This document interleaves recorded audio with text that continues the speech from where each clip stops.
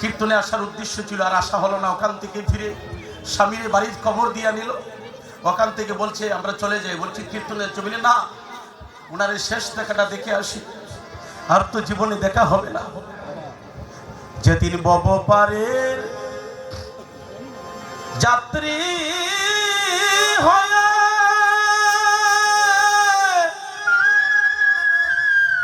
চলিব একা,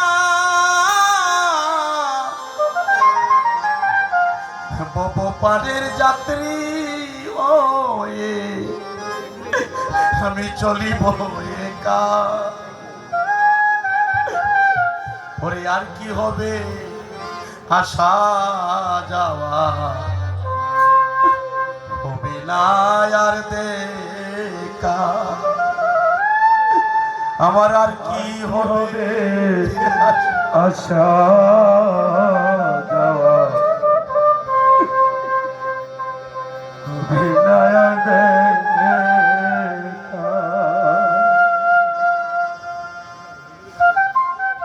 পরবাসে সুখের জন্য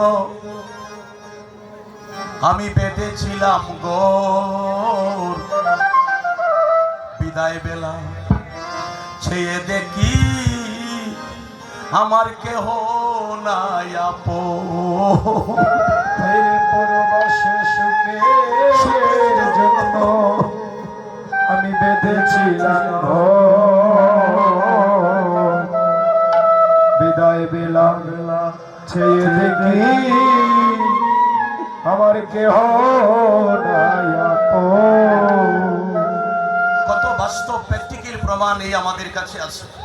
এইভাবে শুধু আজকে নয়, বহুবার দেখেছি কীর্তনে আয়োজন করে নিমন্ত্রণ গিয়েছে, বাড়িতে আর ফিরে আসতে পারে না, প্রাণ পাখি নিয়ে বিদায় নিয়ে চলে গিয়েছে। এই জন্য আমার ভক্তিমতী মায়েরা, আপনাদেরকে করজোড়ে প্রার্থনা করি, কথা না বলে মন দিয়ে শুনুন। এই সংসারে কেউ কারো নয়, এই সংসারে কেউ কারো নয়। এর জন্য ভগবান শ্রীকৃষ্ণ কলিতে অবতরী যে প্রেমের তরী নিয়ে তিনি এসেছেন, বলছে প্রতিটা যুগে যুগে আমার অংশ থেকে জীবকে মঙ্গলার্থে, জীবের মুক্তির জন্য আমি পাঠিয়েছি, আর এবার কলিযুগে আমি নিজে সরাসরি এসেছি। এই জন্য ভগবান শ্রীকৃষ্ণকে আবার আরেকটি শব্দ উচ্চারণ করেছেন শাস্ত্রে, অবতার নয়, তিনি অবতীর্ণ। হরিবল।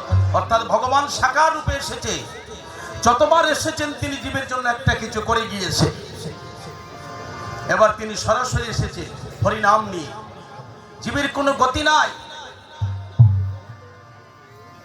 আমি প্রতিটা মুহূর্তে আমার ভাবতে হবে, এই যে মানুষটা চলে গেল,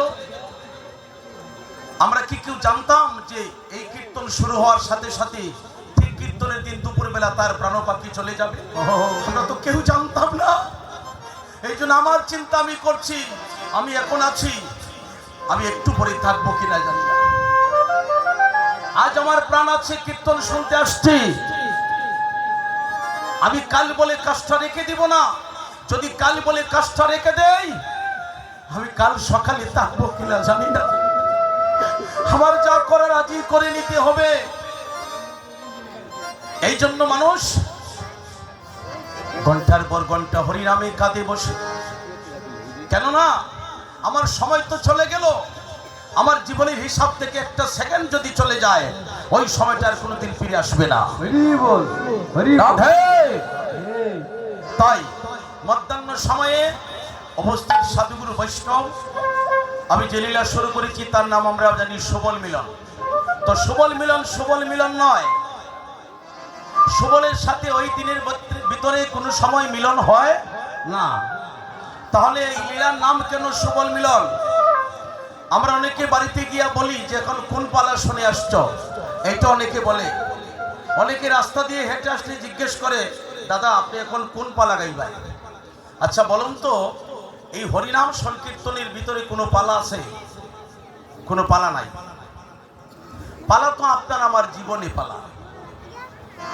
হরিনাম সংকীর্তনে শিবাসের অঙ্গনে কোনো পালা হয় না। শিবাসের অঙ্গনে যেটা হয়েছে সেটা হচ্ছে বৃন্দাবনের অপ্রাকৃত লীলা।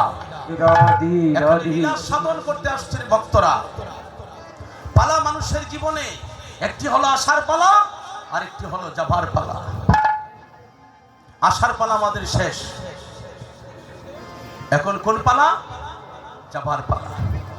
কখন কার জীবনের ঘন্টা বেজে যাবে, কখন কার ডাক আসবে, আমি কালী হাতে চলে যাব।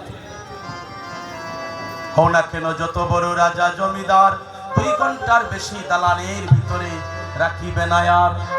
বিষয় চেরে হবে কাঙ্গাল, তোমার সকলই রইবে পরে।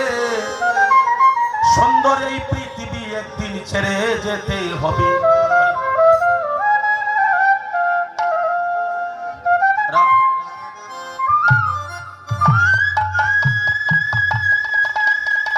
আস্তে। কলকাতার, ভারতবর্ষে কলকাতার বিধান সাহা, তিনি কোটি কোটির মালিক, টাকার মালিক ছিলেন। তিনি যাওয়ার আগে যখন বুঝতে পেরেছে আমার যাওয়ার সময় এসেছে, মানুষের মনে একটা সাড়া দেয়, যাওয়ার সময় যখন আসবে তখন আপনি বুঝতে পারবেন যে আমার আর সময় নাই। ডক্টর বিধান সাহা বলেছিল মৃত্যুর আগে ওনার সকল শিষ্যদেরকে ডেকে বলছে, আমি যেদিন মরে যাব সেদিন পরে থাকবে লাশ, তোমরা লাশটা শ্মশান ঘাটে নেওয়ার আগে আমার এই লাশটা সোজা করে 2টা হাত টান টান করে সারা কলকাতা শহরটা তোরা ঘুরবে, তারপরে আমার এই শ্মশানে সমাধি। বলে কেন? বলে কারণ যেদিন পৃথিবীতে জন্ম নিয়েছিলাম আমি একটা সরিষার দানা হাতে করে আনতে পারি নাই।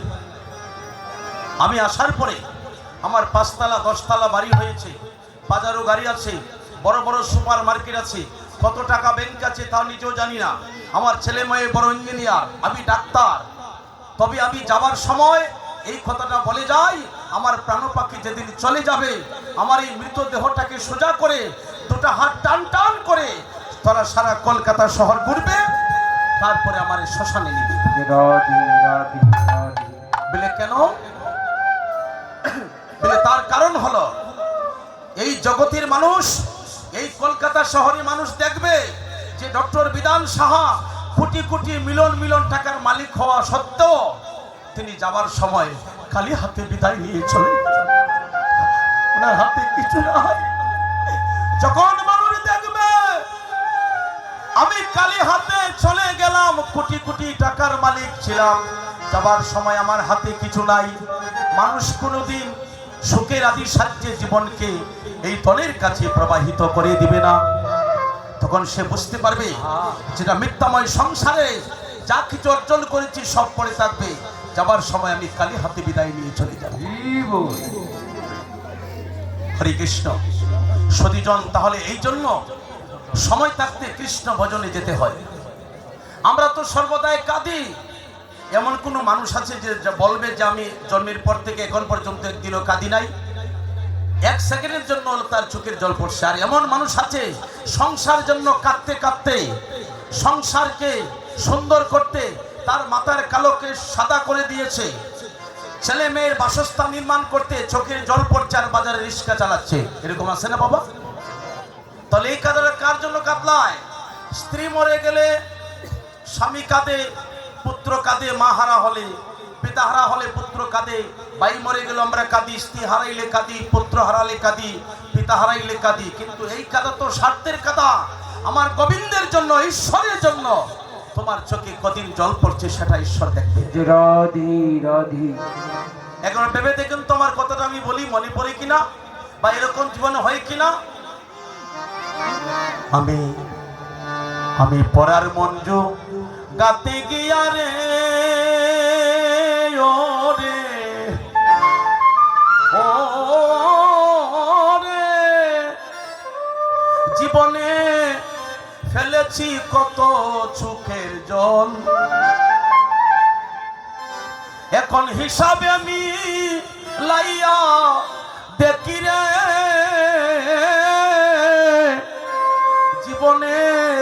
জীবনের সকলই বিপদ। পরার মন জোগাতে গিয়ে রে ওরে ওরে, জীবনে ফেলেছি কত চোখে জল,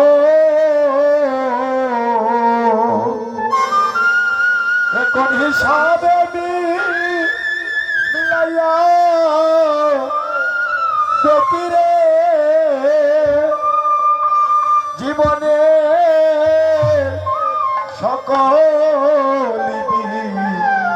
বিপদ আমি পরার মন জোগাতে গিয়া রে ও রে ও রে ফেলেছি জীবনে কত চোখের জল, এখন হিসাবে আমি লাইয়া আমি দেখি রে জীবনের সকলই বিপদ। সেই জল দিতাম যদি গুরুর শ্রীচরণ তলে, শ্রী গুরু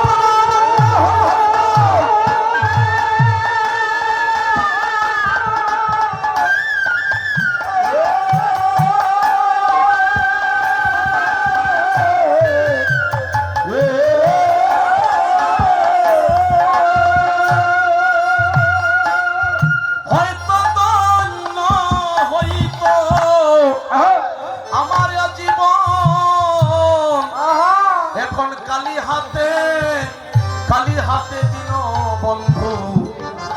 বন্ধু রে, আমি এসেছি তোমার এই ধোয়ারে, আমি এই দুঃখ আর সেদিন জানাবো কালে। ওই কালি হাতে দিন বন্ধু রে, আমি এসেছি তোমার দুয়ারে, এবে ভায়ার জানাবো কারে। তাই আমরা গৌরীলীলা সাধন করে নিব, তারপরে বৃন্দাবন লীলা সকল উল্লঙ্ঘনী করবেন। আহা হায় নাচে রে গৌরাঙ্গ আমার, গৌরাঙ্গ আমার, আজি নাচে রে গৌরাঙ্গ